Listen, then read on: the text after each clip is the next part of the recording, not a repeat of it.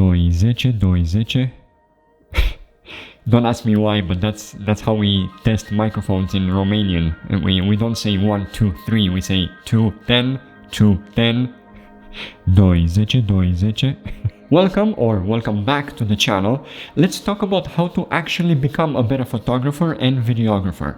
But first, give me 10 seconds to explain what this video is not. This is not a software tutorial. We're not talking about camera skills or editing tips and tricks. And last but not least, it's not a guide on how to become a content creator. Okay, but then what are we talking about, Alex? Glad you asked.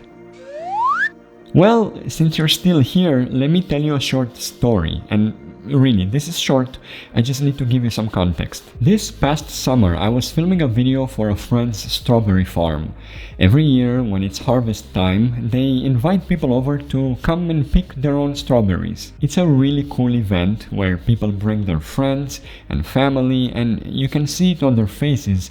They really enjoy being there. And this year I was filming here and there, I was chit-chatting with people, and I came across these parents who were there with their young daughter.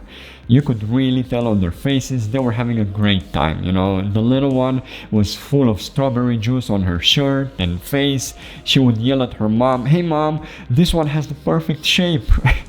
Anyway, she was pretty cute. Me being there, my job was to make the most out of that day, to capture the best moments so we can make a nice promo video for next year's promotion of the strawberry farm. And I started asking people around, you know, and I asked these parents as well. Hey, look, I'm curious, why did you come here today instead of going to the supermarket to buy strawberries? Are these strawberries particularly tasty? Is it because you can come and pick your own? Or really, what's the reason? And they were innocent questions, you know, but I was basically doing a marketing survey. And their answer reminded me about my years of study at the university. You see, they said, the strawberries are pretty tasty, but looking at their daughter, we come here mostly because of her. She loves coming here. It's our 3rd year in a row, and we've been waiting for months to come here today. And then it hit me. Of course! That right there is called perceived value, and it's the same reason of why you and I go out at a nice cafe with a nice terrace and we end up paying double or triple for a cup of coffee. It's the same reason of why you pay extra for a hotel room with a nice view, or even why some of us go to the cinema. If they were dying to have some strawberries, they could have run to the local supermarket and buy some. But you see, the parents bought into this experience as a package, as a whole, the perceived value. And you can really go deeper into the topic because there are more types of perceived value when we talk about products and services. But they all boil down to one thing: the customer's own perception of a product or service merit or desirability to them, especially in comparison to a competitor's product. Guys, this is exactly how you can become a better photographer and videographer. Please remember that while you might not be the best freelancer out there, there are so many factors that come into play when a client chooses to work with you. And I want to give you some examples, most of which are from my own experience of doing freelance work for about 9 to 10 years now. Look, things like urgency. You know, the client has a project and you're the only one that can do it by Friday. Or trust, you know, you've worked with them already and you've gained their trust. Or maybe it's the first time, but someone else vouched for you. Punctuality. Be that guy. Come 10 minutes earlier. Try to exceed expectations whenever possible. They've paid for 20 edited photos.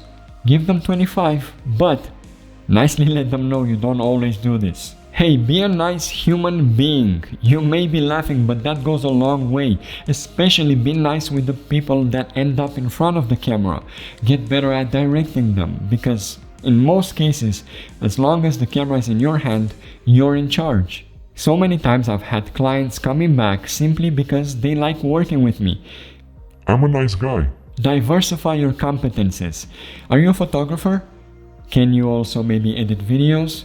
Or maybe you've done so much content creation for other companies that you got the hang of these social platforms you're posting on and you learn what works and what doesn't. So maybe you can actually consult the client. Now, I'm no programmer, but I can easily set up an e-commerce website, help you take some product photos, and even make a promo video and get your business up and running. I'm sure you can tell what I'm getting at, but never oversell yourself, you know? Don't make crazy price offers, or worse, don't pretend you can do something when you actually can't, but rather give your client an experience of working with you and don't treat it like a transactional thing. But guys, of course, get better at your craft, improve your skills, you know, get to know your camera better. But at the end of the day, remember the perceived value. There are so many other examples I could give, but I would make this video way too long, you know. Just remember that when you work with companies, they're all people, so they all perceive things differently. Imagine a man or a woman, they're at their daily job and they got assigned with the task of finding a videographer. Now they need to choose between you and some other guy, and apparently you can really do a British accent because the video needs a voiceover.